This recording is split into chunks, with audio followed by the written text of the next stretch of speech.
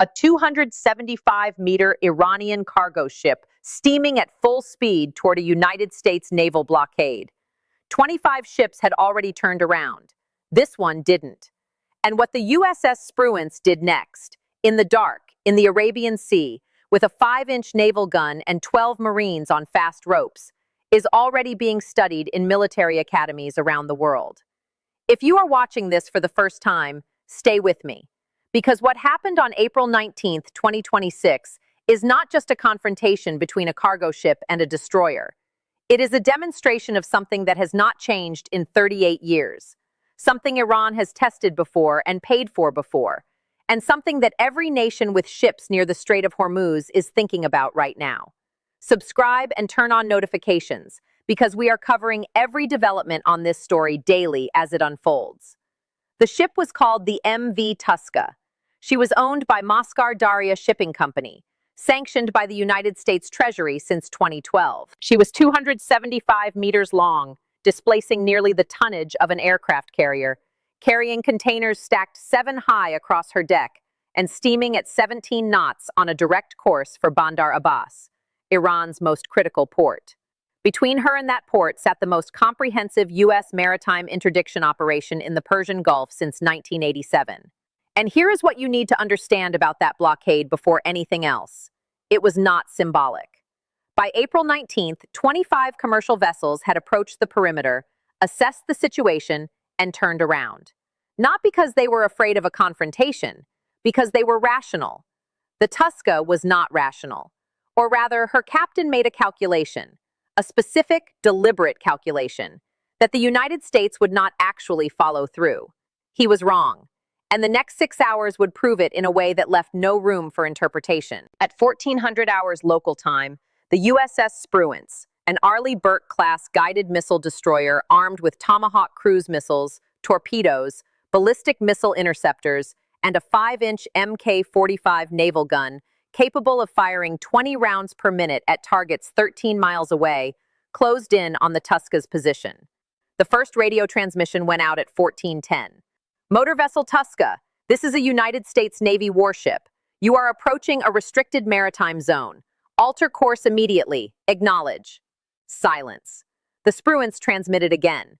On emergency channels. On commercial shipping frequencies. On military bands. Every transmission was logged. Every warning was time-stamped. The United States Navy was not just enforcing a blockade. It was building an airtight legal record in real time. The Touska maintained 17 knots. 1 hour passed. 2 hours.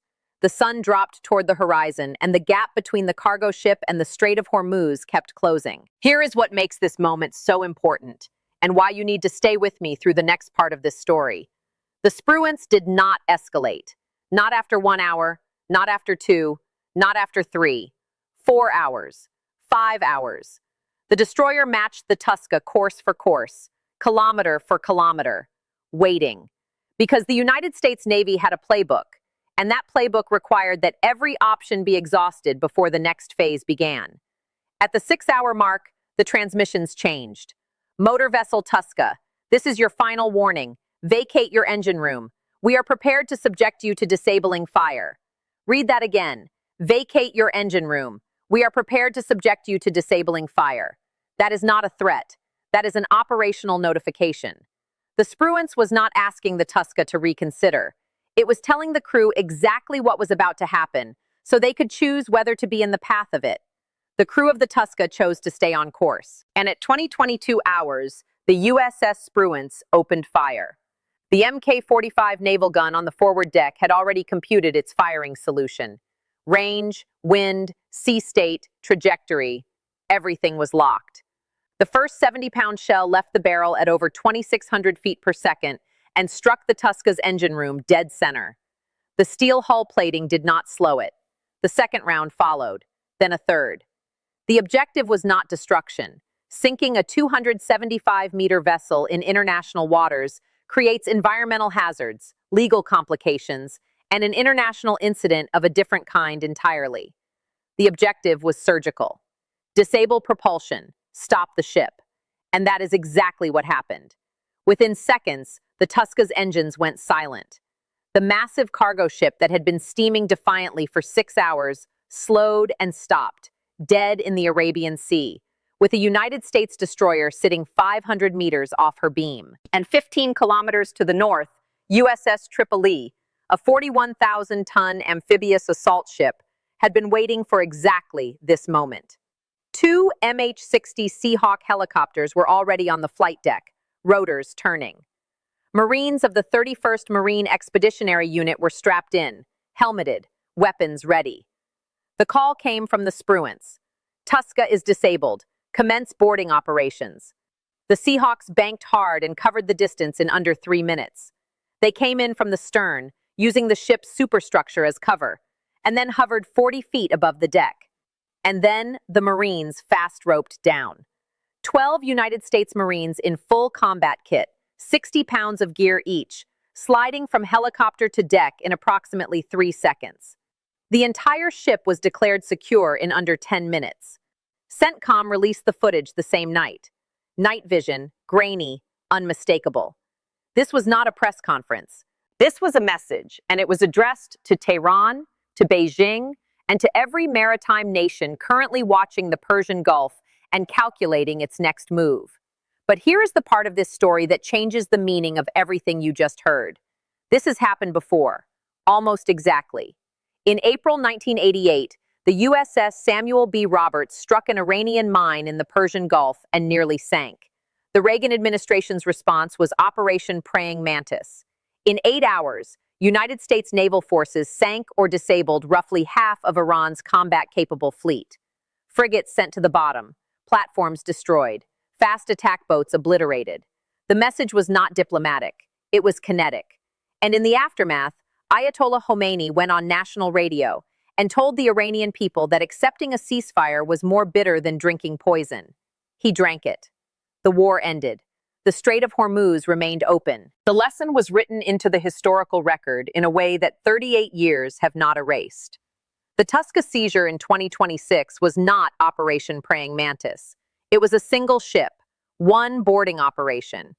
But the operational philosophy, warnings first, exhaustive documentation, and then immediate and overwhelming force if compliance is refused, was identical.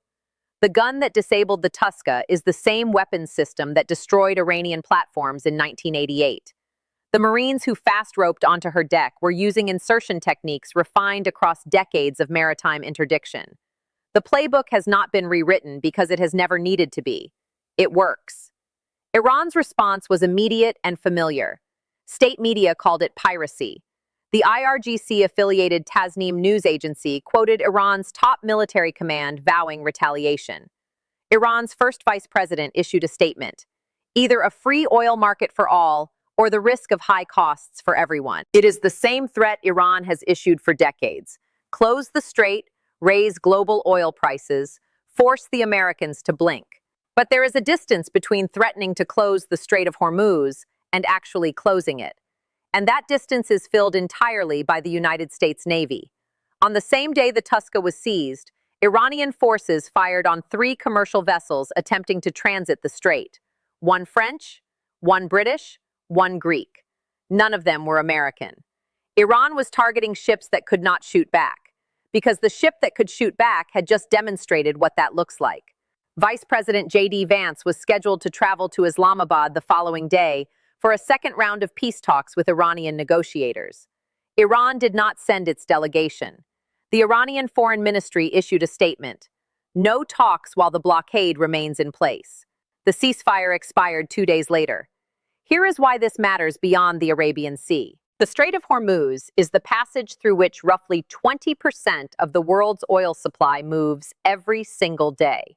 When that strait is threatened, gas prices move in Jakarta, Johannesburg, Mumbai, and Manchester.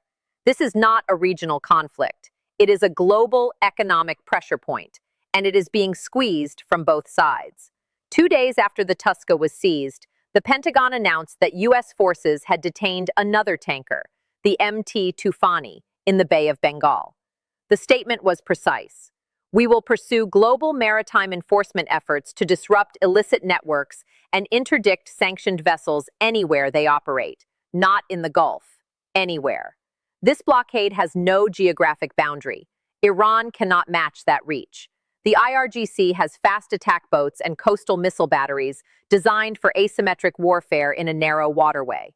But when the confrontation moves to open water, when it is a cargo vessel against a guided missile destroyer, the outcome is not a question. The Spruance could have sunk the Touska in under a minute. It chose not to. That restraint is not weakness. It is a different kind of power.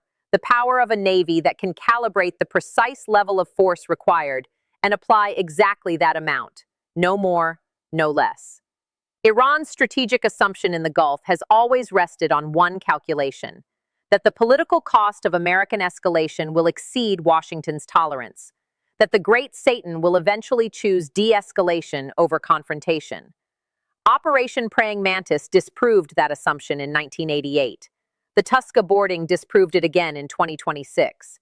The history does not repeat cleanly, but it rhymes with a precision that is difficult to ignore. A regional power testing control over a strategic choke point. The United States responding with overwhelming and documented force. Warnings issued, warnings ignored, consequences delivered. The only variables that have changed are the technology and the timestamps. The Spruance's weapons are more accurate. The insertion is faster. The footage reaches the world in hours instead of days. But the underlying truth is unchanged. The Touska, sitting in U.S. custody somewhere in the Arabian Sea, is a 275-meter proof of concept that has now been demonstrated twice in the same waters, in the same strait, against the same adversary. We are covering every development in this story daily. If you want to know what happens next in the Persian Gulf, the next interdiction, the next Iranian response, the next decision that moves oil markets and shifts the balance in one of the world's most dangerous waterways, hit the notification bell so you are there the moment we publish. Drop your take in the comments. Do you think Iran miscalculated, or is there a move left that Washington hasn't anticipated? This story is not over, and if you have not subscribed yet, now is the time, because what comes next may matter even more than what you just heard.